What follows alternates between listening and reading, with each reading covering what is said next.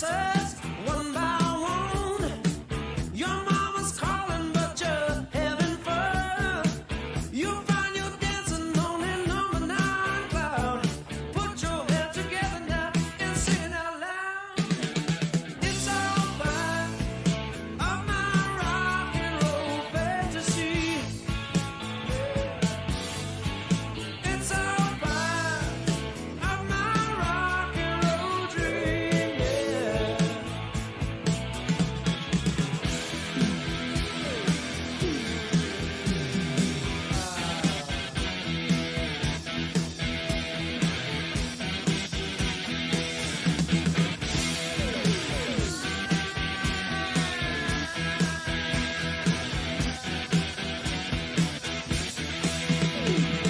It's all part of my rock and roll fantasy.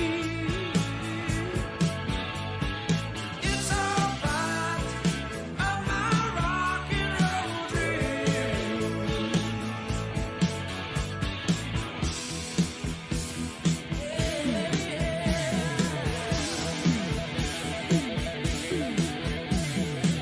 Put up the spotlights, one and all, and let the feeling get down to your soul.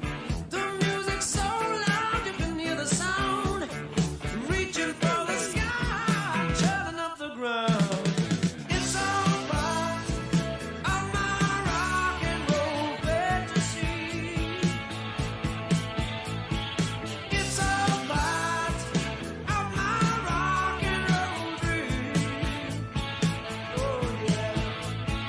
It's all part of my rock and roll fantasy. It's all part of my Yo, what is up, everybody? We are back with another Sunday morning stream. We're here to help you get some lineup set, cover some of the updates that we've had this week. Actually, a pretty deep list here, and a lot of either new faces or new situations here that we're going to touch base on. So, hopefully, we get some people in here, we get some chat going, and we maybe save you guys from taking a big L this week. I don't know. There's a couple of these that have kind of been in and out of the news all year, but I guess where do you want to start? It seems like there's more than a couple like impactful situations happening right now. Yeah, there definitely is. I mean, Lamar Jackson's officially out. That we just got that news not that long ago, so that's pretty big. Big because if Hollywood Brown's out, I assume everyone's aware of that at this point. But obviously you can't play him. Bateman was a guy that I was interested in that I would have definitely recommended playing today, but I can't do that now. I just don't have the confidence in it. And yeah, so I don't know. That's an unfortunate situation. It's unfortunate for Mark Andrews. Like I just don't know what to expect from any of these guys today at this point for fantasy, or for our player props that we're looking at. So that would probably be the biggest piece of news. Kyler Murray seems like he's unlikely to play again. Obviously, that's unfortunate. And then another one we're going to be having to pay attention to as well is this Elijah Mitchell situation. And if he's out, would you feel comfortable playing Jeff Wilson this week as an RB2? Oh yeah. Yeah, I think so too. I think I would. You actually got to bet on him for a player prop anytime touchdown too, don't you? Jeff So Wilson? you are feeling good about him this week. Mhm. Yeah, I put a 3-leg together, anytime touchdown score, and I have him in there. I don't know, man. San Francisco to me looked pretty good last week. It was kind of convincing enough for me to change how I feel about them, considering that they had some injuries that are starting to, some of these guys are starting to come back from injury, and that team looked a lot different. Some of it was Right. a statement thing too, because it was in division and all that. But yeah, I think there's gonna be. I think that Niners backfield, if there's any clarity to it, and today we only have two options, and number two seems to be Trey Sermon right now, which isn't somebody they've wanted to lean on too heavy. I see Jeff Wilson getting a pretty good opportunity today. I think so too. I don't know what the status is on Hasty. To be honest, I think if he was active, he's probably a bigger threat to Jeff Wilson's work than Trey Sermon is, for nothing other than what Kyle Shanahan has showed us what his tendencies are this year as far as who he prefers to play. I mean, what did Sermon get? He got that 1 week where he had 19 carries. That was his biggest workload game, and I believe that was a game that Mitchell was out, and one other guy was too, and maybe it was Hasty. And then he finally got his work. But outside of that, they just haven't shown any sort of like any interest in committing to him for any sort of like full complement of snaps, which is really unfortunate because he was a guy that I felt pretty strongly about this year. That was one of those rookie running backs that maybe had potential for a second half of the season run, where he gets to get his, start to like slowly get more involved, and then his talent would and production would kind of dictate that he would play more. But I mean, maybe he gets that opportunity today. Maybe we're looking at Jeff Wilson, and then maybe Trey Sermon comes out and gets 19 carries and has a good game. But I just don't see it happening. Hey Ryan, I'm going Tua. Tua has the ability to score a lot of points, and he has done it a couple times this year. I know he's had a few kind of clunkers too, but they're either bookending his injuries or they were against pretty good teams. So actually, I think Tua is a pretty good fantasy option, and I especially this week against the Jets. Um, Tua is probably a little under the radar. He's grown on me a lot this year, so I might be a little bit partial to it. But if you look at it, the games that he didn't produce make sense, and so I like him this week a lot against the Jets. Agreed. Same here. Cam Newton may sneak one in the end zone today, like rushing the ball himself, but I think you're gonna need something like that sort of production from him in order to be happy with his fantasy day. And that's just tough to rely on with his first start since being let go. I know he got on the field a little bit last week, but for Cam, it's a wait and see situation. I can't feel good at all about starting him this week, so I would play Tua as well. And there's a chance that Cam ends up being somebody worth holding on to. I don't know if you're looking at these guys in free Sure. agency, but some players have a hard time functioning under structure, which is what the Patriots offer, or at least we are most aware of. The Patriots being the most structured team in the league. So, I mean, if there's a comfort level or something that allows him to loosen up, I think physically he has taken a little step back. But I mean, I don't know. I mean, he could be good again. Who knows? He seemed pretty Yeah. happy to be back in Carolina. So, it's on my radar a little bit. I have The stack CMC, and thing it makes a too. difference as far as stacking. Well, I yeah, agreed it's with the fun. rushing touchdown thing. Sorry. Right. Well, yeah, that's the thing. Playing those two together, I mean, there honestly is a decent chance that Cam does rush one in today. Like if they get a goal line situation, if the Panthers are in a goal line situation, I'm betting more on Cam Newton to sneak that in than I am Christian McCaffrey. So actually, a stack for that particular reason might hurt you more than it helps you. Ooh, I'd probably go Pittman and Deontay Johnson because they've been so good this year. But I do think I think Gallup's in a prime position this week without Cooper, and with the involvement that he's had, even on his first game back. So I think Gallup Right. has a good game. I can't pick him over those two though. Yeah, I'm playing Pittman and Deontay Johnson as well. I am actually starting Pittman in a league, and I don't feel he's been rock solid. So like what Dub said, got to play the guy. I think it does feel a little uneasy going against Buffalo today in Buffalo. I don't have very high expectations for Carson Wentz's output today, but they're gonna be able to move the ball some through the air, and Pittman's the likeliest bet to make that happen.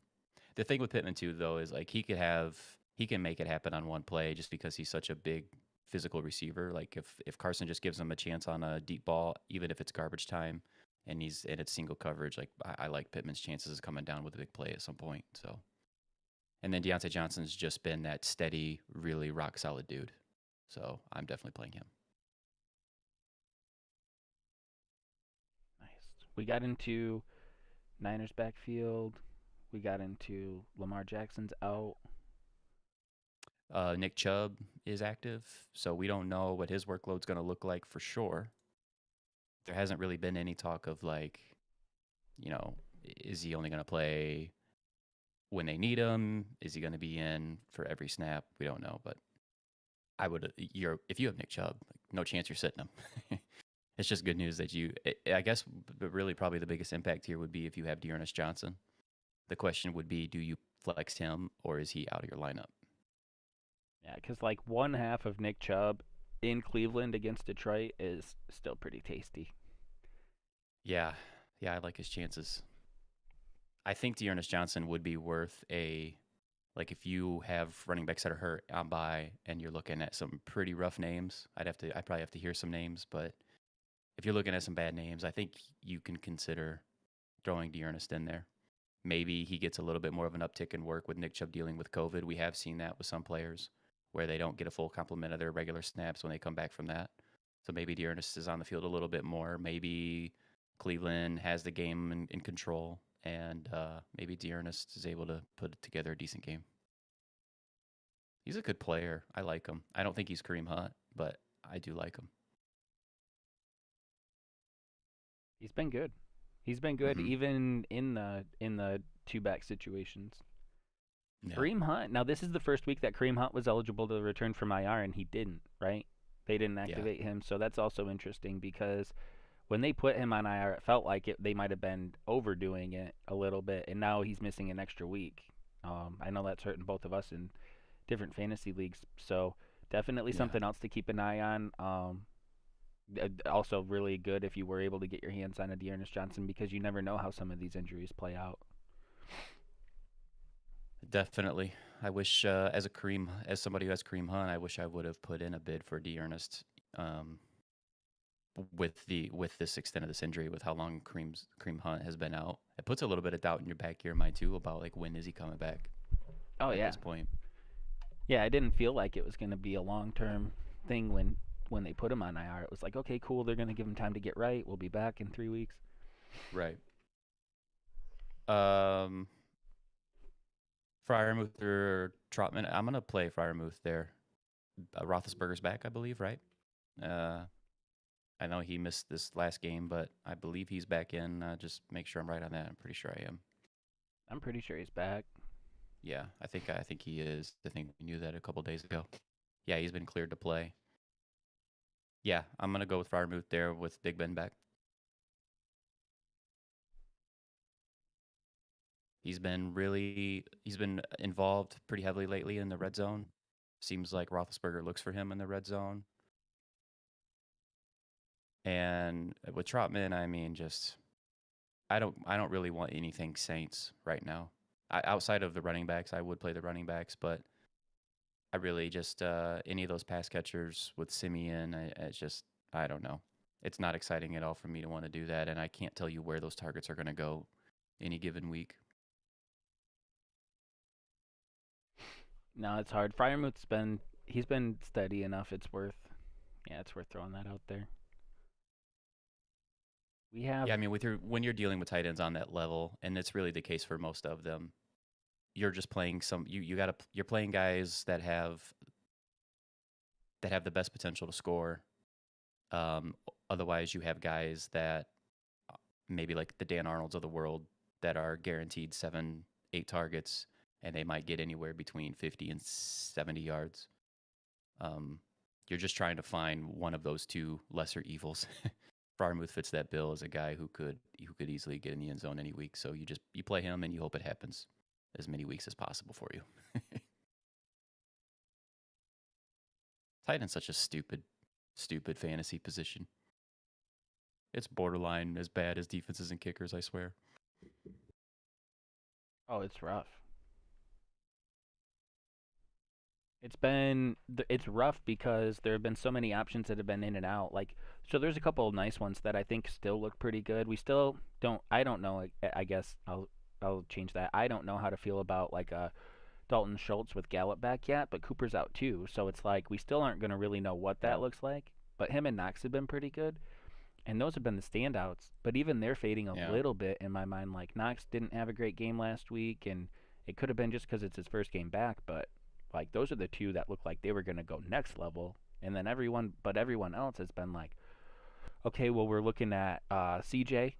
I'm not going with the rest of that, but we were looking at CJ. We were looking at like Mo Alley Cox, and those guys could score some touchdowns. And then like a couple weeks later, it's like, okay, well there's a couple other guys over here, and then you throw in like I know. Njoku had the 25-point game, and you're like, what am I thinking? Like, am I really looking at David Njoku right now? Probably not, but like, how many tight ends can score that many points?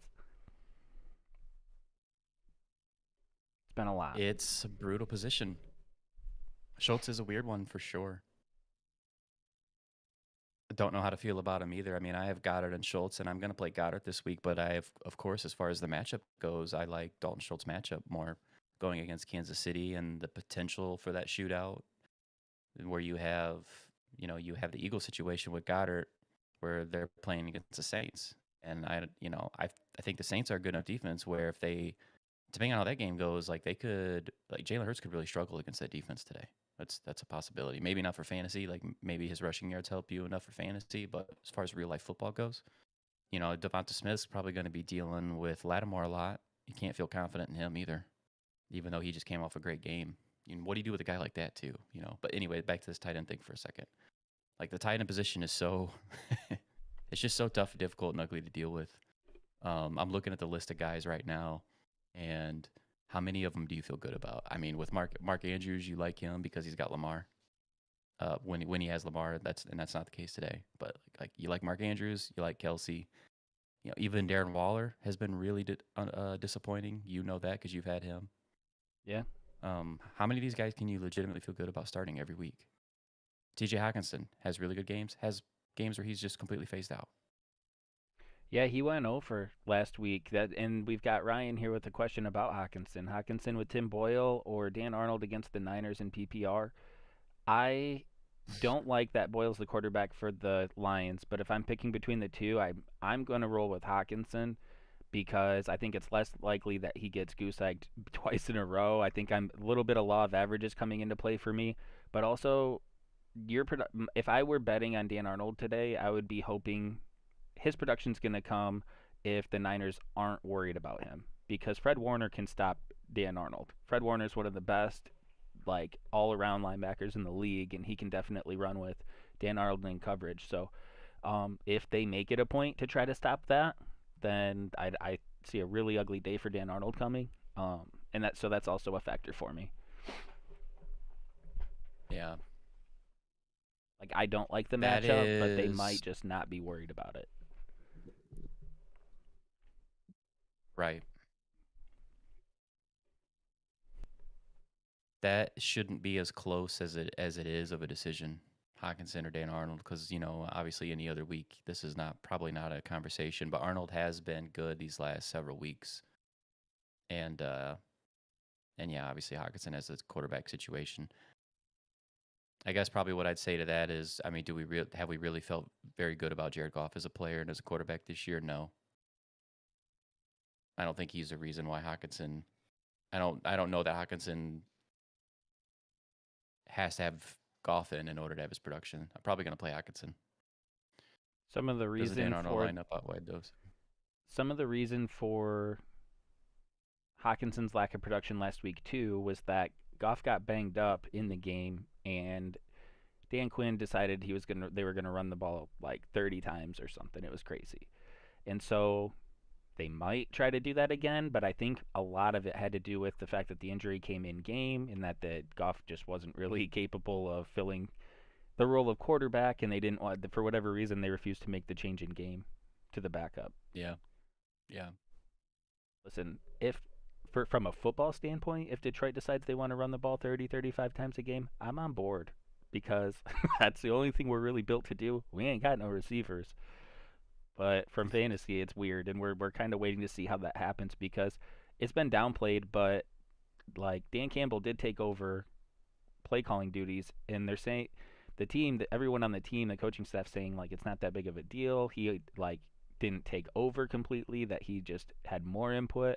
Well, more input went from 30, 35 passes for Goff to like 8 and like 35 runs. It was a dramatic change. So we're going to have to wait and see how that continues to play out. But game script, I think, would be in favor of the passing game for Detroit this week. We'll just have to see if they're really going to be like this, we're going to run it down your throat, and that's going to just be okay thing. I don't know. I mean, it was our first non-loss of the season, so they might try to stick with it. Who knows? They did The get Browns Taylor. are just such a tough team to figure out. Yeah. That's part of my like difficulty with a question like that, or just even thinking about Detroit and the Browns matchup. the Browns themselves, do we really know what they are? Like how good they are? And Baker seems to clearly be like really hurt.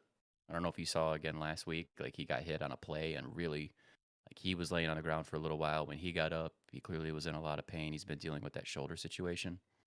It has to be affecting his play. DPJ's out today too. That probably doesn't help anymore. But I would expect to see like a run heavy approach from the Browns and try to control clock. Yeah. But then the defense too. Like defense, some weeks that defense looks awesome. And then some weeks they just look like they're just one of those middle of the pack, nothing special. So I don't know what to make of the Browns. I think the Browns are built very well to defend like the high octane offenses. I think they're a smaller, faster style defense. And from like a football wins and losses standpoint, if you have the ability to power run effectively against them, that would be what I would think Cleveland's weakness would be. I just don't know what Detroit's going to try to do, if that's something that they're really actually going to commit to long term. But Cleveland's defense is a team that I would fear if I were trying to attack them through the air, but that I would feel are approachable if you're trying to run. But there just aren't that many teams in today's league that are designed to run the ball like that.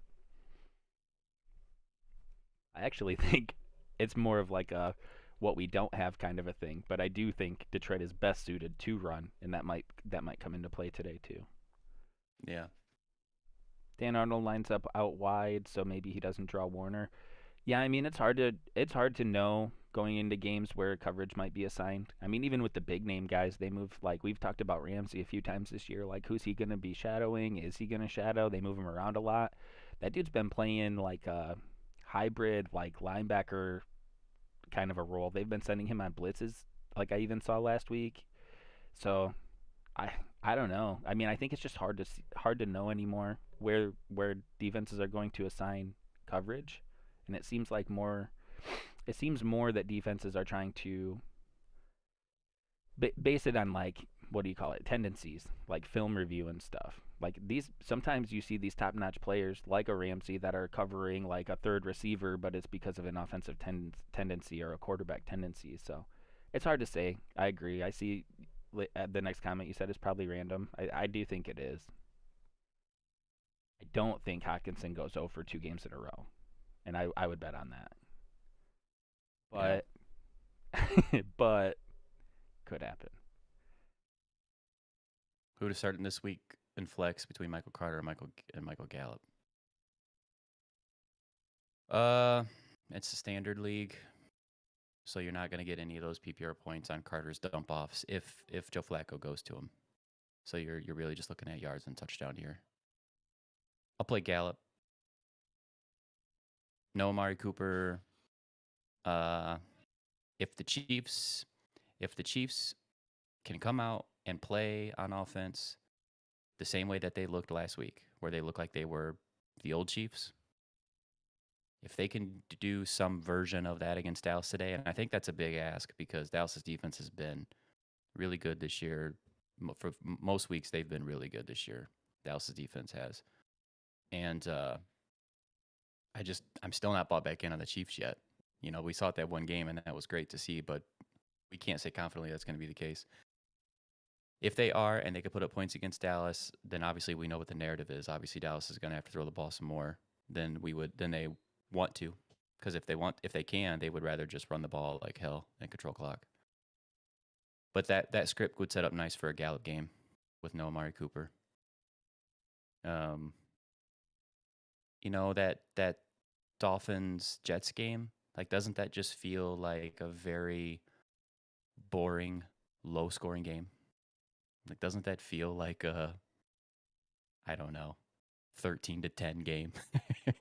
That's not going to happen because they don't score that low in the NFL hardly anymore. But it feels like one of those games where I just worry about how much production is there to go around for anybody. Carter has been, for weeks now, though, he's been rock solid as a starter. Where would you go, Dub, with that? I think I know which way you would go. I mean, it wasn't until like going into last week that I really bought into Carter. I had him in my flex for a while. But it has been like 8 to 10 points, even on like early on. and it's been seemingly getting a little better week to week. So I'm just buying into Carter finally, and that's where I'm at with it. I do think Right. Gallup's primed to have a good game this week, but I think a good game for Gallup doesn't necessarily include a touchdown, and I think that I give the nod to Carter just because I think he could be more likely to get a touchdown today. That's actually fair. That's a fair good point with the touchdown. I'll play Carter too. I mean, I get both, and it's the standard scoring that makes it a real thing too. I like you're totally right on the Joe Flacco thing. Like Carter could not be involved in the passing game with Flacco out there. He hasn't traditionally checked down to running backs very often. Um, so I mean, I don't Yeah. know. They've got Elijah Moore's been playing well. Corey Davis should be back, right? I think he was back last week. So I mean, they've Yep. got some targets back too. Yeah, it's just this. It's just this. That's my. I mean, not only do the Jets suck, they aren't a very good football team, but now they've just got this wheel of quarterbacks that they keep changing between, and that makes it difficult for me to try to predict where targets are going to go. Like, who is that quarterback that's in? What are going to be his tendencies? Who is he going to look for? Is he going to want to check down to Carter when it's not there? Is he going to want to force the ball to Corey Davis downfield? Is he going to want to throw to Crowder on the safer middle of the field stuff? Like, every quarterback has their own tendencies and their way that they like to play and what they look for. Just because the same offense doesn't mean we're going to get the same kind of production. So it just makes it difficult to try to predict ahead of time what's going to happen for that team. The biggest loser with Flacco being out is Mims, bro. I think if Mims was out there with Flacco and he's not, he's out this week. Like, Yeah. could have been a nice day. And he's been in the back of my mind because he's a good receiver. But like Flacco could have been the guy to unlock some of that, or at least put it on display. Right. Rip. I'm betting on just a player prop side as we're talking about the Jets real quick. Crowder was sitting at 43.5 yards under over this week, and I'm betting the over on that because I think Flacco's going to target Crowder a good amount in this game. But just, and I think that might come at the expense of Carter not getting as many dump offs as he did the last quarterback with Mike White in. But I could totally be wrong on that because I really truly have no idea. I do think Carter has a better chance of scoring this week though, so I do actually like playing him over Gallup more. Starting Lockett over Pittman, I think. Pittman against, yeah, that's totally fair. White's a great corner. You know, Russell Wilson had quite a few. I imagine you've probably heard you've heard fantasy analysts probably talk about it this past week, but Russell Wilson had a lot of throws that he just completely missed last week that he normally doesn't. And I mean, what do we chalk that up to? We probably have to chalk that up to not necessarily even rust so much as like his finger is probably just not 100% yet. I mean, the dude came back in 3 weeks, 4 weeks. He had surgery, had pins put in his finger. And he was back that quickly, way before his predicted timeline. And then he was missing throws that Russell Wilson doesn't miss. So that's where I have hesitation. I'm just, still concerned about that. But yeah, man, I mean, maybe Russell comes out and looks like his old self again at another week removed. I certainly don't. I can't get mad at you for wanting to avoid playing Pittman because I totally get that. And Lockett even when everyone's healthy and it's an ideal scenario is like a 5 to 8 point guy or like a 25 to 30 point guy. So we'll see. I like the fact that you're giving yourself a chance to hit that peak. I feel better about it with Russ. Some of the throws that he missed weren't that far off either. It just was stuff he would have hit because he's been so good. Right. Yeah, I mean, if there's one pass you trust Russell Wilson to hit, it's probably a nice deep ball. Oh yeah. And when he's off on those, you're like, what? What's going on here? It has to be that finger. I mean, I'm no pro athlete, but I had a similar surgery. Let me tell you. It took me 6 weeks minimum. I gotta. Oh man, if we weren't streaming. Yeah. It's just another one of those. You're looking at upside there, like Pittman against Trey White. I get it. Trey White's really good at times. I think there's times where he gives up some plays too, but overall he can make some very big plays. And Pittman's been so good. It's just more like, do you want what Pittman has to offer, what he's been doing all year, or for me, or are you looking at Lockett's upside with those big games? I mean, well, Pittman, it's nothing more than the matchup. If Pittman had just a standard, typical middle of the road matchup, we wouldn't even there wouldn't even be a conversation about whether you play Pittman at this point because Yeah. he has done enough to be solidified at this point as a starter. It's just the matchup. So obviously we don't stream after the games. We don't stream tonight. So just remember, Ryan, like this will be a good. I mean, Tyler Lockett's a stud too. So maybe this particular comparison with those two is not a good one. But if Pittman goes out there and still has a good game, like still plays well, then that is that situation where, like someone like me, I tend to usually lean towards like you start the good players. You ignore matchups for the most part. When you have players who are borderline flex guys, then you could consider matchups. But when you have guys that have been doing it and are quote studs or just really good players, I tend to ignore matchup completely, and I just always play them, and I take the bad because I know that I take the bad weeks because I know that the good weeks are going to outweigh those with the good players. So Pittman is in a spot this week where he's going to get to prove to us what that is. In a really tough matchup. I think it's just a tough situation for the Colts as a whole as a team going into Buffalo today. I think it's a really tough spot for them. So we'll see. We'll see what Carson Wentz looks like in this kind of matchup, and then we will see what Pittman can do. Since I we're think talking that if about, Pittman gets the good targets, like I think Pittman can still make it happen. But yeah, well, I but mean, he's a top 10 receiver right now for a reason. Like he was an undrafted guy, and he's top 10 now, and we're halfway through the season. Like that's real. yeah, I was just gonna say, since we were talking about Seattle already, Chris Carson was declared out for the season, so that's something that we'll have to manage. A lot of Alex Collins. I yeah, think it adds a little more intrigue for Rashad Penny because it means he has more time to come around. If it's been more of like a rust or a conditioning issue, there's still some chance that he can figure that out. But Alex Collins gets a bump in value rest of season for sure. yeah. I think so. Obviously, when Russell's back to playing good football, if and maybe that's as soon as this week, then I feel even more confident about an Alex Collins. I don't think this guy's like he's not. I'm not saying he's an RB1 moving forward. Not even on the back end, but he's probably somewhere in the mid to back end RB2 range. And then we'll see if Rashad Penny can actually get going. If what's his face Homer. If how involved he stays, I don't think he's ever going to go away. I just don't think he. At the same time, I think he's probably the odd man out there. It's Alex Collins, and then it's wait and see for everybody else. But yeah, I picked him up. I picked him up this week just because I'm needy. I'm a running back needy team like most are, and you could probably do a lot worse as a dart throw for the rest of the season. Darrell Williams, CH, Latavius Murray, half point PPR. Uh, so Lamar Jackson's out, and Devonta Freeman has been involved pretty heavily for the last several weeks. I know Latavius has been out, but I say it to say like I don't necessarily know that Murray is back to starter role.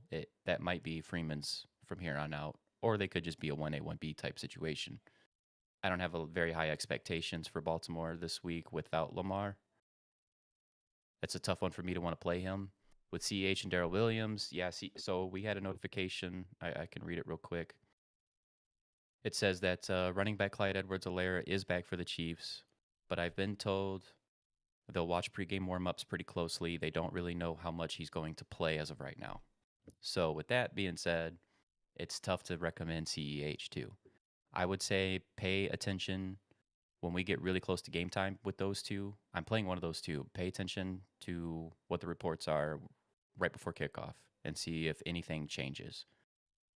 If nothing changes from what I just read, I would play Darrell Williams. He may. I think he's going to be involved regardless of if CH is active or not and is playing or not. And I think Darrell Williams would actually even be the one to be more involved in the pass game than Clyde.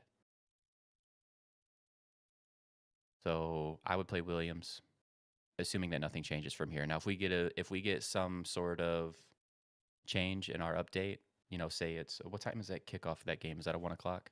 4:30. 4:30. So if it's 4 and you get a report that says CH looks really good in warm-ups, he's back to his normal snap workload, that type of thing, then play Clyde. But otherwise, I'll stick with Darrell Williams. Yeah, All good, Ryan. Appreciate it, man. yeah, appreciate it.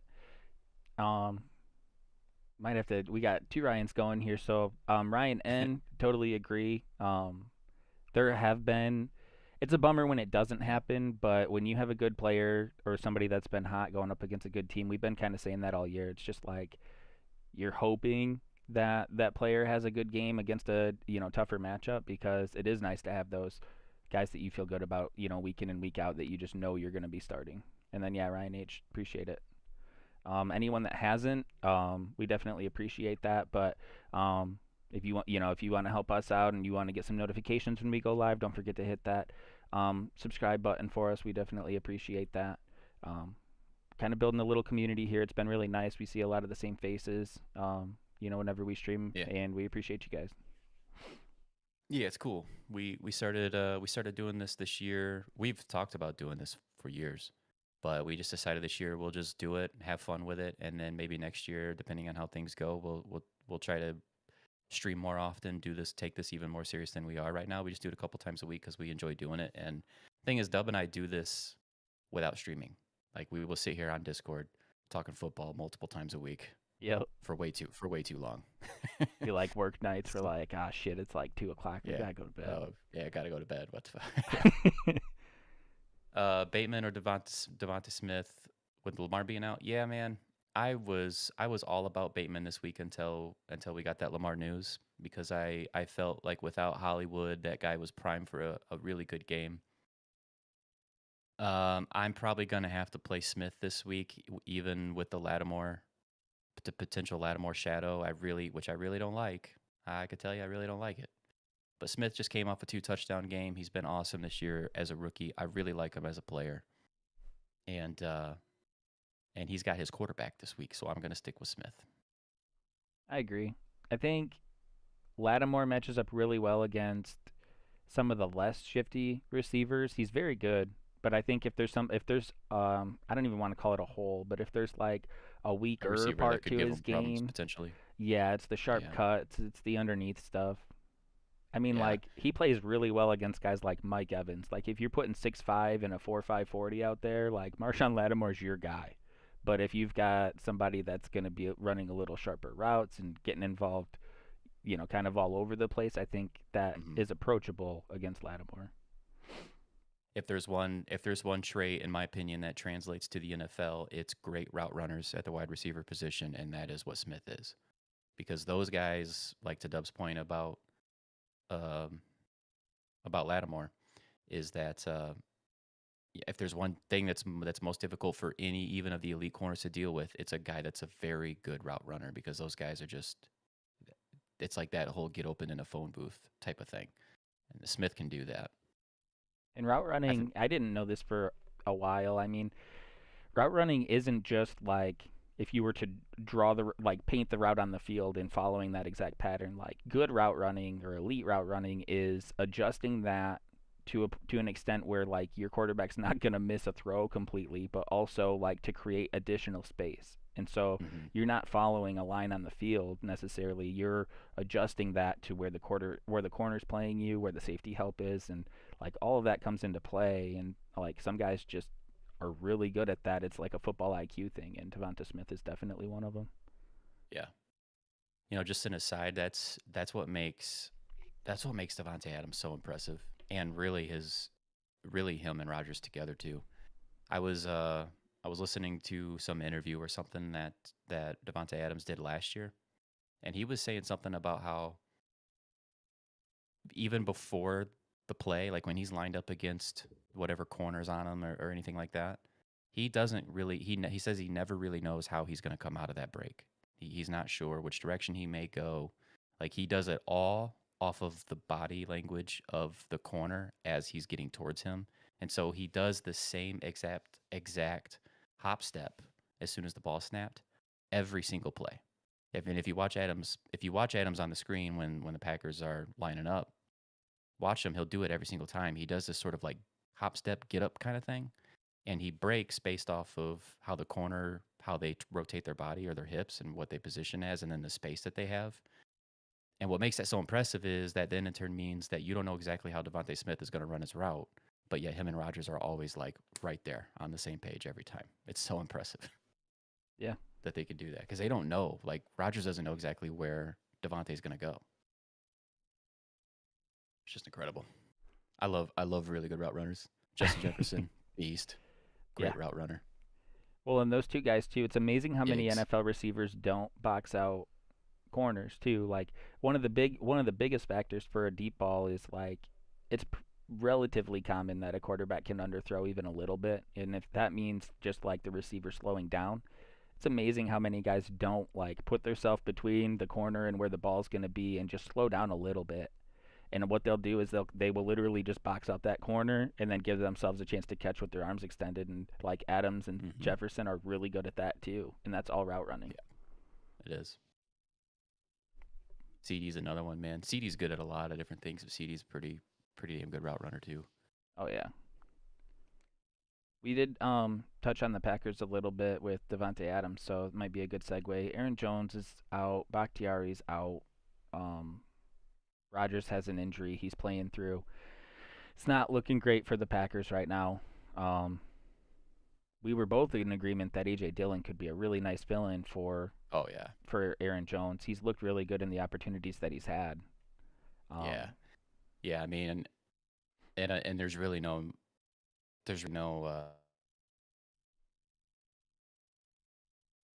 like analysis you can give on it to help anybody because if you don't have him, you can't trade for him now. Meaning, I'm talking about A.J. Dillon, like for a week or 2 week fill-in, because whoever's got him's not getting rid of him. And but if you have him, like you're absolutely playing him, and you're really happy about it. I think he's in a great spot as a fill-in. Oh yeah, from a football standpoint, I think it gives Minnesota the edge for their position players, and from like a money line standpoint, we were looking at a little bit of DraftKings earlier today too. But I do think that A.J. Dillon plugging in for Jones is obviously like a slight dip in that production, but not enough to where I think it affects the offense. I think it's going to be like the Packers struggled early in the season, and Bakhtiari was out early in the season too. I think that's a big blow for the offense as a whole. And then how well is Rodgers going to be able to play? And I think both of those factors are going to hurt them quite a bit. It might mean that we like Minnesota's chances of an upset today. We do. And then A.J. Dillon might get a little extra run because Rodgers is playing a little banged up. Jake coming in with the question we've all been asking each other this week. Jonathan Taylor or Walter Payton? JT's been hot, but Walter has the whole body of work for over a decade. He just hasn't showed up on game day. I agree. He's been his production's been way down lately. Walter Payton's has, and I don't really understand why exactly. It's going to be tough for me to recommend him because of that reason. Probably play Jonathan Taylor, but strictly a volume play.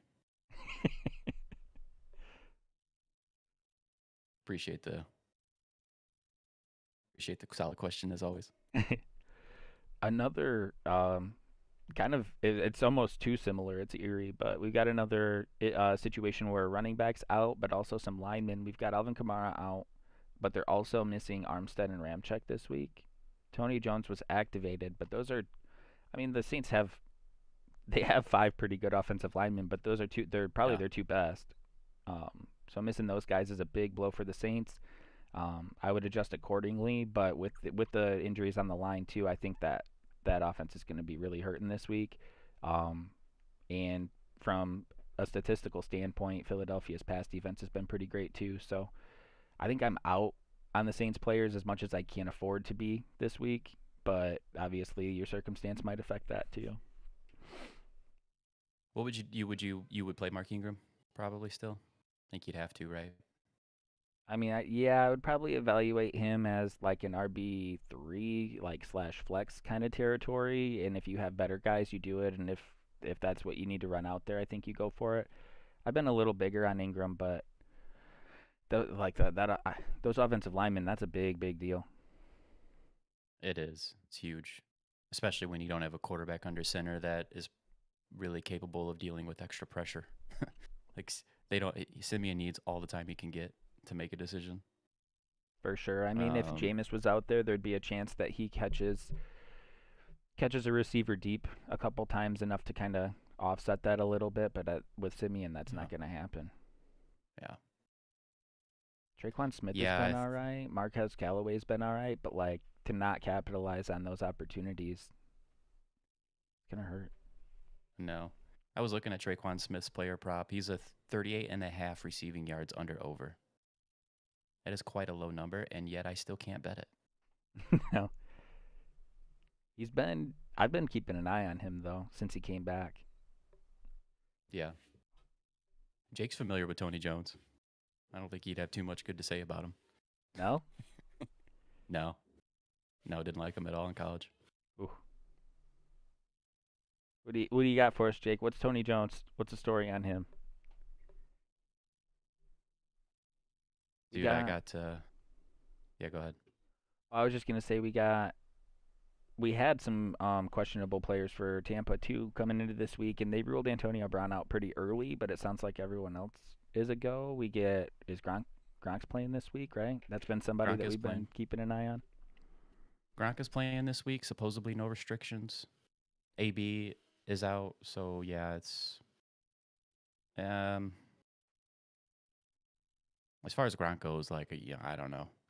You can play him, but if I have any number of these other tight ends that have had some good weeks, I'm probably gonna wait again on Gronk because of what happened the last time he played when he was out. When he was out for a while, he came back and then he played a few snaps, wasn't right, left the game, didn't come back. It's just got me nervous. For sure. Uh, He was can really you good when explain he the? was right, but Oh yeah, for sure. And supposedly he is again. Like supposedly he's good to go. So maybe we get back to multiple Gronk touchdowns every week. I don't know. Can you explain the Carter versus Gallup situation again? Yeah.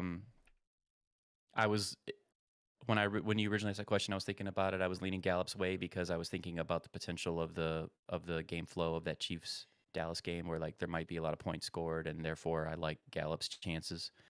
But I'd never like to buy into game scripts, like trying to predict that because I'm so bad at it. Like usually we think a game's going to go one way, and a lot of times it just doesn't.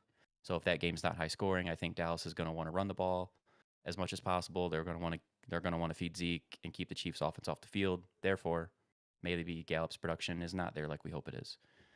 Because it's a standard league that you're playing in with these two, touchdowns are so important. They are so much even more heavily in your favor to play a guy that might score as opposed to just guys that are getting catches. And I think that Carter has a better chance to score this week than Gallup does. I agree with Dub on that point. Dub brought that up. And so therefore I would play Carter over Gallup. Plus Carter is probably locked in at 15 to 20 touches this week, right? I mean, that's been what he's kind of taken over as the lead back for that team now. yeah.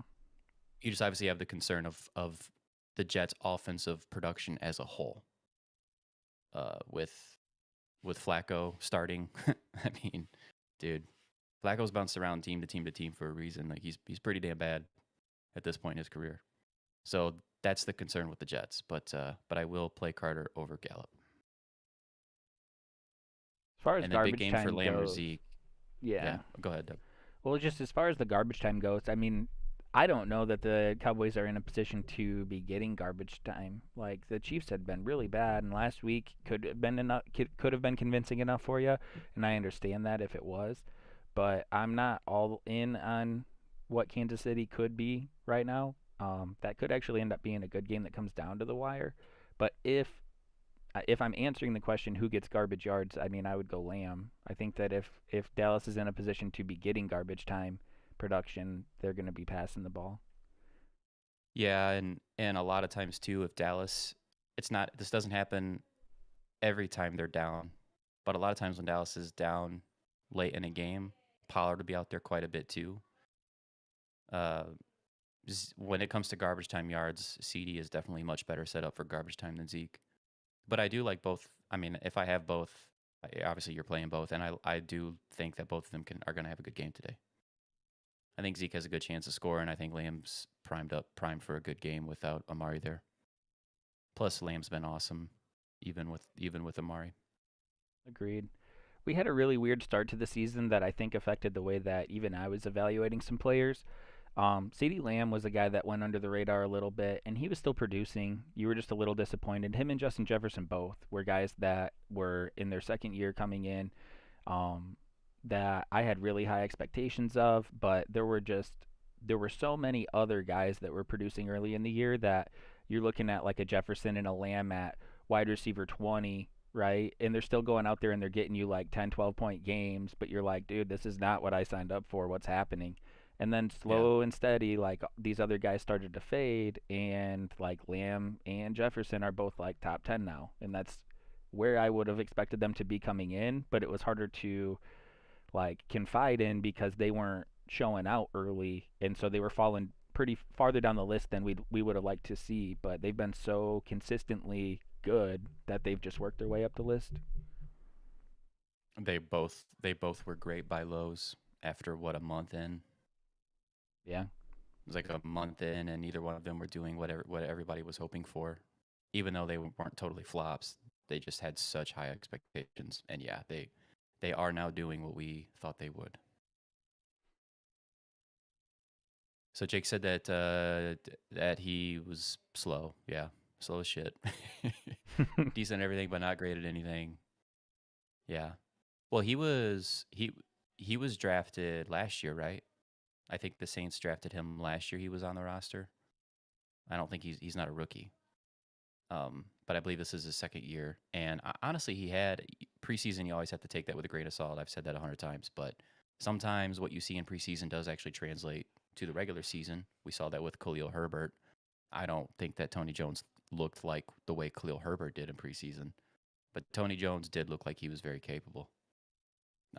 He was kind of like on my radar as a just a name to sort of remember for the future because I've had I've had Alvin Kamara for several seasons in fantasy, and I know as good as anybody how often he can get hurt if he has a full workload.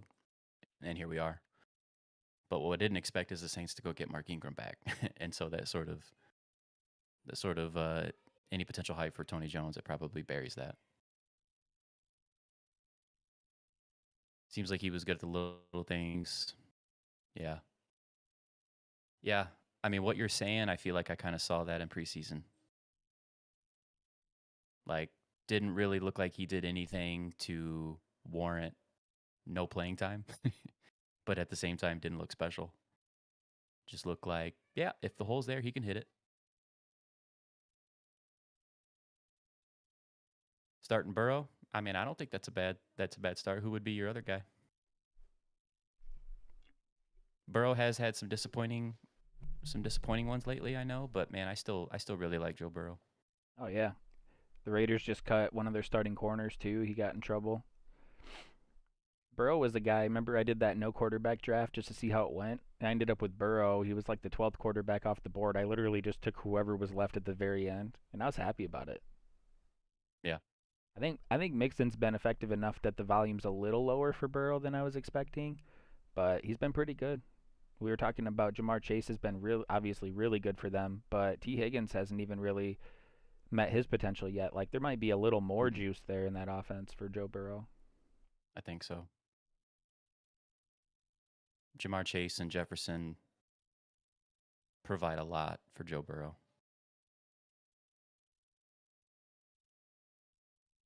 And yeah, Higgins, Mixon's been rock solid. I still think Higgins was a buy low, man. I mean, maybe this is what we get for him for the season, like what he's doing. Maybe that's what it is, but I lean towards he's still a buy low. I've caught a little bit of Cincinnati, like a quarter here and there, couple, probably two, three times this year.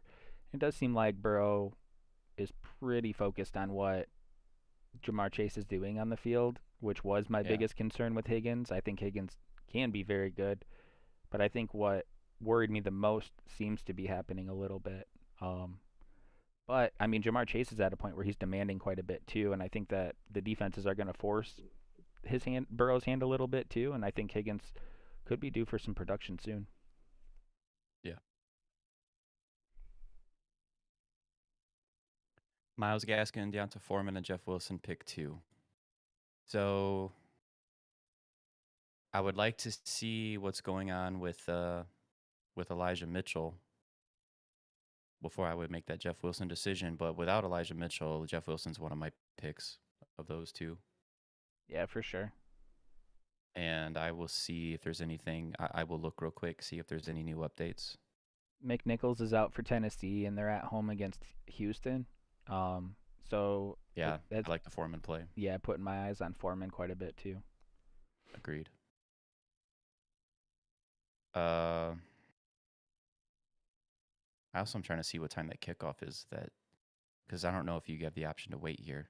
The Titans is a 1 o'clock game. The Niners is a 1 o'clock game. Miami is too. Perfect. So yeah, let's see what's going on with Mitchell. But assuming that he's not playing this week, which it sounds like that's where they're leaning. Oh, right here at 11:44. So yeah, this is the 49ers declared Elijah Mitchell inactive. So yeah, and JaMycal Hasty is also inactive. So it's going to be Jeff Wilson and Trey Sermon, and I like Jeff Wilson's chances this week. And yeah, like Dub said, without McNichols being active as well, it looked like Tennessee committed to Foreman last week as maybe their main guy, but it was still three. They still played all three, and none of them really had like a huge share over the other. It also looked like AP was the one that was more involved with the goal line stuff. I don't know. That's just kind of how it went last week, or if that's what the Titans plan to do with Adrian Peterson. So with that being said, yeah, I'll play Foreman and Jeff Wilson. Cloudsy, yeah, these injuries are adding up. I mean, injuries and or off the field issues. Like, it's just been a really weird, rough year. I've been saying for a couple weeks now. I'm wondering if this is even worse than last year when we expected it to be just a total shit show. But James Robinson's expected to play today. Yeah. Yeah, That James Niners. Robinson is in. I believe he's actually officially active at this point, so he's in. Yeah, he is. And we talked about it a little bit last week, where it's like if you're playing him with any sort of confidence, it's because you're expecting volume out of it, which I think offsets the matchup some anyway. But that Niners defense looked pretty good last week. I think the Niners could be a pretty respectable team going forward, unless they have another setback with a major injury. But Right. I don't love the matchup. But I mean, James Robinson's been doing it, and he's been pretty good when he gets the opportunity. So I think you just got to roll with it. You would.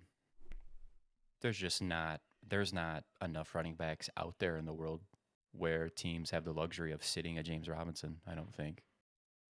No. Plus yeah, you're right. The Niners defense, at least running against them, it might not be ideal. Especially when you're on the opposite side, you're playing on a team that's not very good in Jacksonville. But yeah, Robinson is just a must play if he's active, which he Yeah. is.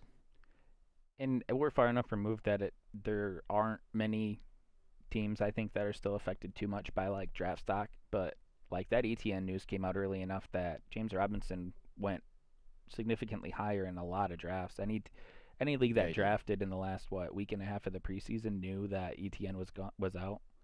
Hmm. So yeah, you probably got some investment still to a degree in James Robinson too. Well, man, how many player props you got out there? How many were you looking at, Me? or and which ones were you looking at? Yeah. Listen, Uh-huh. I'm gonna preface anytime we talk about it. We get into bets and it's fun, but like as far as like stream goes, I just want everyone to know it's your money. So like if you're following my lead on anything, I'm not gonna feel sorry about it. Like at the end of the day, you have to feel good about what you're doing. Um, but I'm totally cool with sharing my opinion and maybe drawing some attention to some things that might have been overlooked, or that's just how I want to preface it. Like it's your money, you have to feel good about it. I'm not here saying like I'm gonna make you rich, but I do like drawing attention to some things. The last the last player prop that I put in that I actually took pretty serious is I did a same game parlay for that Cowboys Chiefs game just because I think that there's some potential there for a high scoring game. So Right. I took over 39.5 Michael Gallup receiving yards. I took over 64.5 receiving yards for Kelsey. I took the points over at 55.5, and I took this is a 6-legger. It's a little bit longer. I took Zeke over 49.5 rushing yards. Dallas Cowboys to get one or more sacks, and Patrick Mahomes to go for over 200 and to get 270 or better in passing yards. Mm. Yeah, that's not a bad one. Even when, wait, how many Patrick Mahomes yards did you have? 270 or more. Is that like a same game parlay where you Yep. can alternate it? Yep. Okay, I was And gonna so say 'cause, that's yeah, his yeah. that's paying out 6 to 1. It's a Okay. plus 525. I I don't know if I'm gonna parlay anything. I mean, it's definitely more fun and more enticing, which is always the battle. But I'm looking at maybe a lot of just betting a lot of singles, a lot of straight ups. I think I might go with the Jamison Crowder over yards on 43.5, and that one really that might just be a brutal one to sit through. Crowder might end up with 2 targets for 13 yards with Joe Flacco, but I think I'm that's one I'm considering doing. I've also got Ryan Tannehill 2 touchdowns minus 120. What do you think about that against Houston? It's not bad. That includes rushing too, right? Because he has a chance to do that. So if that Passing. counts, I feel it's passing. It's passing, yeah. It's not total touchdowns. They count them differently. Yeah, I still And don't. the Titans too. You know, if they get near the goal line, they just run the ball 4 times. So it's risky. It's a little risky, but 2 touchdowns for a quarterback against the Texans feels pretty nice. I know. Yeah, I also saw like I know the Colts have a lot of pieces on defense, but the Colts, so they had Josh Allen 1 point throw 2 touchdown passes, but it's minus 200, so you'd have to like 2 leg parlay or more with something like that. That just seems like one that feels pretty good to bet on, right? I don't know. I got a little bit crazy. Here's what I did because there were some games with some good matchups, right? So we were talking about quarterbacks rushing touchdowns, and there are some opportunities out there today. So I put a little four-legger together that's paying out 75 to 1. So I put $1 on it, and I put Cam Newton, Tua, Jalen Hurts, and Tannehill for rushing touchdowns today. Oh, okay. And if all four of them hit, I turn $1 into 75. Should I go Rashad Bateman or Elijah Moore? Oof. I'll play I'll play Bateman in that instance. I mean, Bateman is without Lamar Jackson today. I don't know if you saw that news. So that's unfortunate.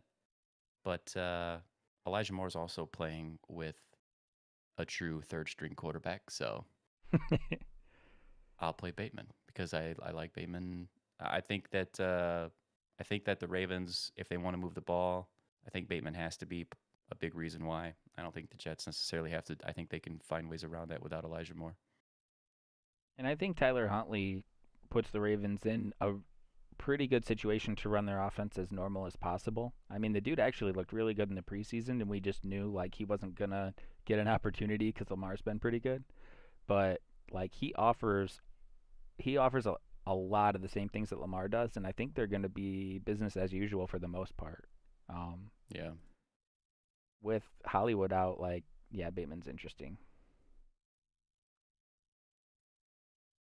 I don't think either one of them are necessarily like slinging it, right? But Right. I do think it keeps them in a normal situation where Flacco coming in could change the way that whole offense looks.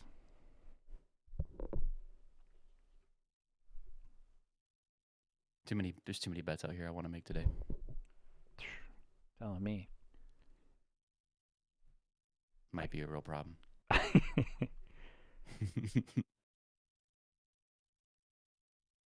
For my money line parlay, I did do Browns, Vikings, Bills, Titans, and Niners, and that's paying out 5 to 1. That was interesting to me. Yeah. I feel pretty good about all of those.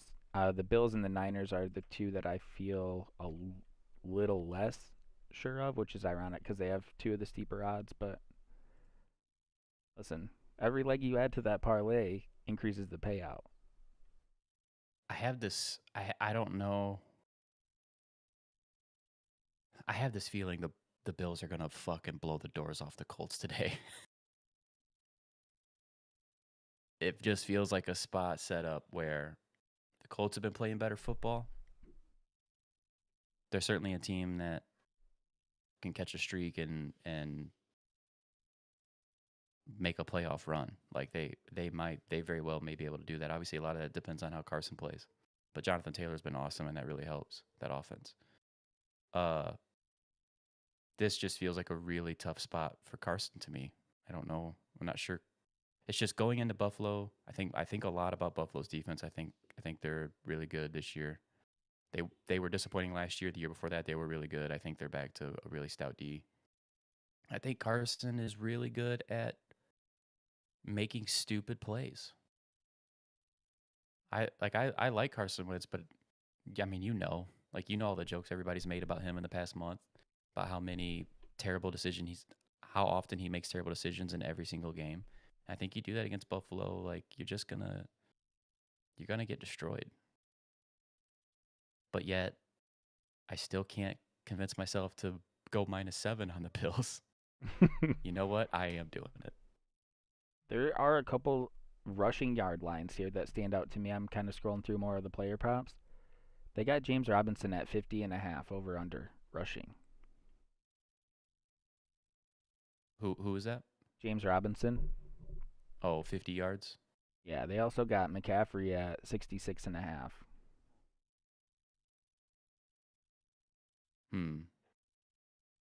That seems pretty low. Does. What's his receiving and rushing receiving? Who?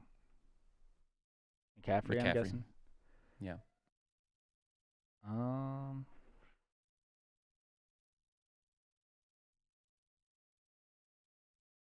Where is it? They don't want to offer that, I guess. Really? Oh, here we go. 118.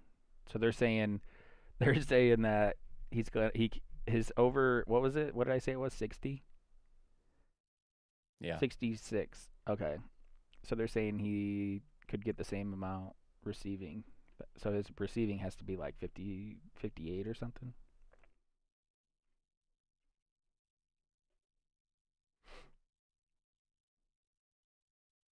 I would rather take the rushing, I think, maybe. I don't know. I mean, Cam Newton will absolutely throw a lot of dump offs to Christian McCaffrey.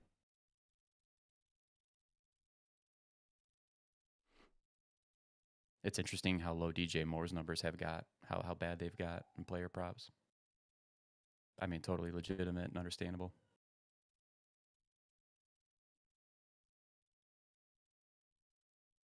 AJ Brown at 76.5 without Julio.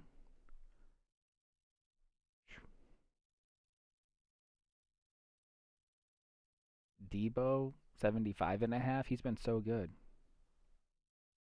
We're getting crazy. I know. AJ Brown at 76.5, you said? Yeah. Yeah.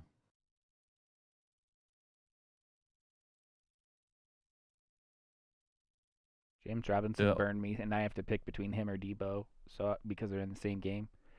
So I'm going Debo over 75.5.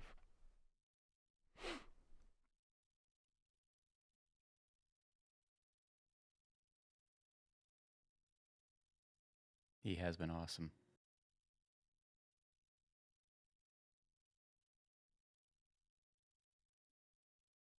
My overs, I was looking at CD's. CD needs 80 yards today to hit the over. Jamar needs 75.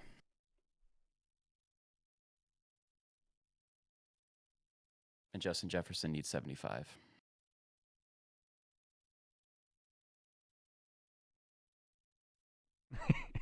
Looking pretty rough, Cloudsy.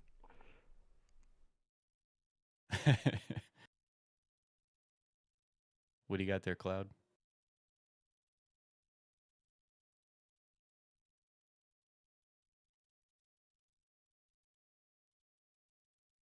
Josh Jacobs, 17.5 receiving yards. They've had him a little more involved in the receiving game lately. That's interesting.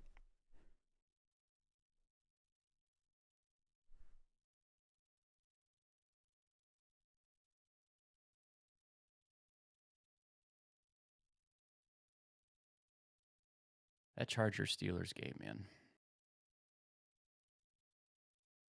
Do the Chargers show up tonight? Mike Williams is down to 53.5. Dude, he's been his numbers been so bad for what, 5 weeks? It has not been good. I No. thought he was really showing something. I thought he would really look like the number one over there the first month of the season. Not just his production, but just the way it looked in the games. And I don't know if that was just jumping the gun and he's still the same old Mike Williams, or if that injury has something to do with it, because he went down with that injury and hasn't been good ever since that. But Keenan Allen's been just as involved as ever, and Mike Williams has been really struggling. So not a good call there, thinking that Mike Williams might have been the dude.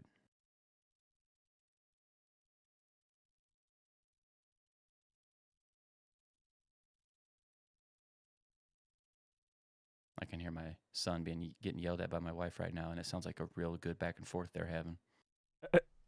The kid's got a mouth on him, I tell you what. Uh-oh. Listen, here's what I'm doing right now, I think. Mm-hmm. Kind of getting a little crazy. Same. You should see my list of stuff I'm looking at right now. So I got a 6 leg, but I also am going to put individual bets onto hedge too. I've got over 66.5 rushing for CMC, over 106.5 rushing and receiving for Taylor, over 76.5 for AJ Brown receiving, over 75.5 for Debo receiving, over 57.5 for Devonta Smith receiving, and over 74.5 for Jefferson receiving. And that gives me a plus 4170. So it'd be paying what, 41 to 1. But then, so if I put 10 on that, but I also put 250 on each of these individually, I feel pretty good about that. Because then if I hit like 4 of them, I'm still winning a little bit. Yeah, individuals are definitely the better choice. They're not the more fun one, but they're the smarter choice. If you look at it if you look at player props and you have, say, 10 of them that you like, and then you whittle that down to 6, your favorite 6, then what happens? 9 times out of 10, a few of those hit, 1 to 2 or 3 don't, and then some of the ones that you removed from your favorites do hit. And if you would just bet them all individually, you'd end up on the day as opposed to getting nothing. Yeah. Okay. Joe Burrow, Mark Ingram, Damian Harris, Stephon Diggs, Jamar Chase, Darren Waller, AJ Brown, Titans D, Tyler Bass. Like, where are my running backs? Chris Carson is out, Kamara is out, Henderson is on bye. Yeah. That is unfortunate to have guys like that out, for sure. I feel that too. I've been dealing with similar thing for the last few weeks in a row. At least you have Mark Ingram, which takes a little bit of hit away from the Kamara. Not much, because Kamara is obviously an elite player, but at least you had something for that. And Damian Harris he looks like he's a pretty damn good running back, but Ramondre Stevenson seems to be officially here, assuming he, if he fumbles, then he's out again. But for right now, it looks like Ramondre is here to stay at this point, and him and Damian Harris sort of cancel each other out, which is unfortunate. But yeah, man, I have Henderson on bye this week too.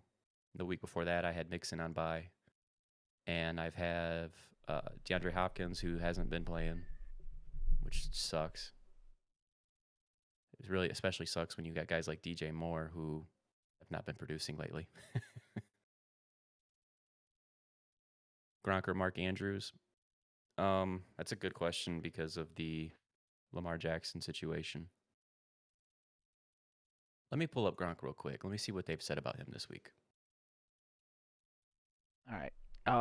You want to take this over for the next few minutes? I got to step away for a second. Okay. So the only way that I would consider playing Gronk is, and I'm pulling it up right now, is what the vibes were like during the week this week in practice. And If I'm just looking here real quick, he was a full participant on Thursday, which is good.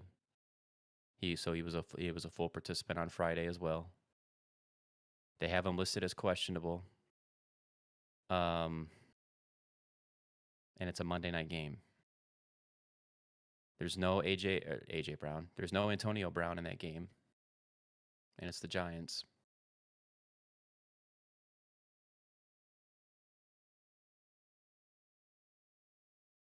You know, for me personally, man, I'm probably still going to play Waller. Or sorry, I got confused there. I'm probably still going to play Mark Andrews. And the reason being is because, of course, you don't have Lamar there, and that sucks. But I think that Mark Andrews could be a safe dump-off option, and I think that the Ravens, like their offensive focus, a lot of it is involved around Mark Andrews.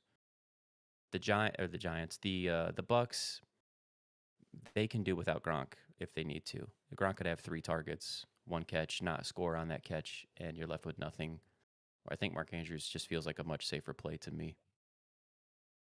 And I also don't ever. It's hard for me to start players when they've been out for multiple weeks at a time. And then especially situations like Gronk, where he did come back and then couldn't finish a game. It's really difficult for me to play guys like that with any sort of confidence. I'm typically somebody who likes to wait a week on that.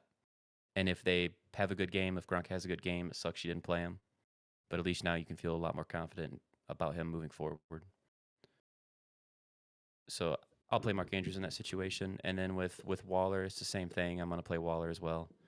Waller's been really disappointing. He's probably borderline considered a bust at this point, right, in the year, with how disappointing he's been. Maybe we have to look at Waller in a different light, where he's not the same. He's not at that same tier right now as like Travis Kelce, and even maybe like a Mark Andrews has been for most of this year. But the tight end position is very ugly, and Waller is still one of the best. And the same applies for you, Cloud. Like for Gronk, for me, it's a wait and see 1 week. I don't want to put him out there and him not get a full complement of snaps, being his first week back, and maybe the Bucks want to just see how he feels.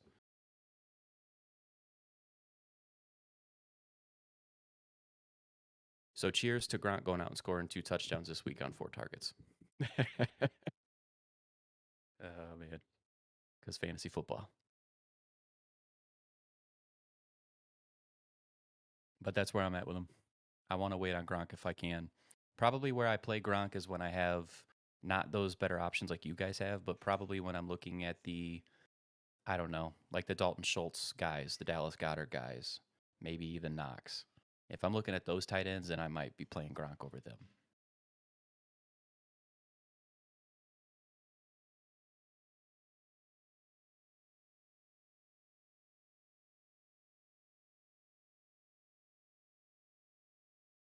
Getting close to game time, too. Oh, wow, it's only 3 minutes left.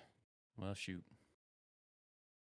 I guess I better get my bets in, huh? I'm not going to be able to do that here in a minute. Do you guys if anybody's in here still, do you guys live in states where sports betting is legal? Where you can download the apps, the FanDuels, the DraftKings, all those of the world, and play on that, or is that not available in your states? Because I gotta say, it became available in the state we live in, Michigan, in the last year, maybe 2 years. I can't quite remember, somewhere in between that span. It's addicting. Especially if you watch a lot of different sports like basketball, football, hockey, there's something to bet on every day. It's a real problem. Oh, it's a good time. It offers a lot of the same stuff that fantasy football did when I was first getting into it too, where it can generate some interest in some games that maybe you're semi-interested in, or maybe you know that you'll be watching by default for some reason. Like life happens sometimes. It's like, yeah, well, if I'm going Right. to a buddy's house and they're a fan of a team that I'm not really interested in, maybe I throw in a couple bucks on somebody and make it a little more interesting. I go Waller. Maybe you covered this already. Waller over Gronk for sure. Waller was a little slow starting last year too, and then right around this time last year, he went for like 30 points, 28 points, and he was a beast the rest of the season. I wouldn't want to Yep. miss that. Yeah, I went with him too. Cloudsy, it's hard to be patient, but Tyler Lockett is probably one of the best examples in the league right now of a true boomer bust. I think there aren't as many like true boomer busts as there have been in the past. Like back in the day, it would be like Mike Wallace. There'd be some guys like that. Devery Henderson for the Saints. There were guys that would go out there and literally either get you nothing or get you 80 yards and a touchdown. And there aren't many of those guys left anymore. But Tyler Lockett is for me a true boomer bust. So, I mean, if you have him, spot starting him is probably the worst way to deal with that. I think you just have to put him out there and basically you're just trying to catch those big games and know that like he will be the reason that you win a few times this year and then you might be a little annoyed at other times. That's just who he is and what you're going to get out of him. It's hard to be patient on it, but that's what I get out of Tyler Lockett.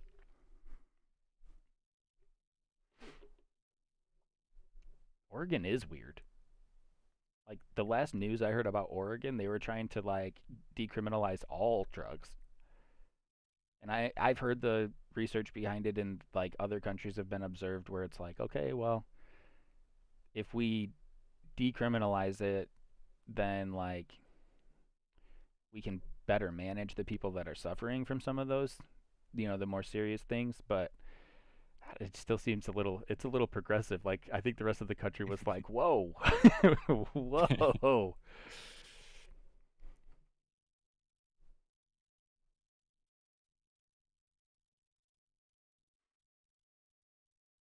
I was chit chatting and I didn't realize it was so close to game time. So a lot of those bets I actually didn't get in. Oh, Got the Bengals Raiders and the Cowboys Chiefs games I could still bet on, which I'm going to. I did sneak in a over on Justin Jefferson yards though before it started.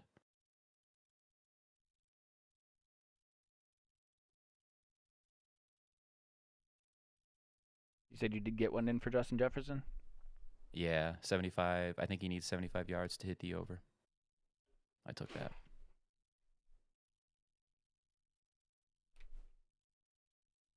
So we'll see. It's game time. It is game time. We appreciate you guys stopping by, hanging out with us again. As always. Hopefully we covered some stuff that will help you guys get some wins this week. There were some pretty tough decisions to be made. I know with we weren't hurt as much on bye weeks this week, but we had some weird injuries and I don't know. I feel like we talked more about offensive linemen maybe this stream than we have ever. But definitely big factors out here. So gonna go watch some games. Gonna go root for our fantasy players. I'm gonna go watch the Lions get drubbed by the Browns. But Sunday is a massive bag of emotions it's so much so. If we turn it on between and fantasy and bets, recommending fantasy plays to people in the stream and hoping that they work out. It's quite a roller coaster on Sundays. oh for sure. And by what about 2 o'clock we know if it's gonna be a slow week or if everyone's scoring. Oh man, 1:45 texting each other like probably just gonna go to bed Yeah. and call it a night. Yeah. You come in and you're looking at the stats pop up and it's like Miles Gaskins has 2 touchdowns in the first quarter. Okay. Yeah, right on, right That's on. That won't happen again this year, but right on. right. Just cuz we faded him in one or two questions this week, he's going to go ham because that's how that goes. Oh man. Yes, sir. Well, I think it's a good time to sign off. Then let's go see what happens today. Good Yes, luck, sir. everybody out there. Yeah, good luck everybody. Thanks for hanging out. If you are still hanging out and you're new, don't forget to hit that subscribe button. We are trying to get to 100 by the end of the season. We would really appreciate any help getting there. But it also gets you some notifications if you want to catch us next time we go live. Appreciate it.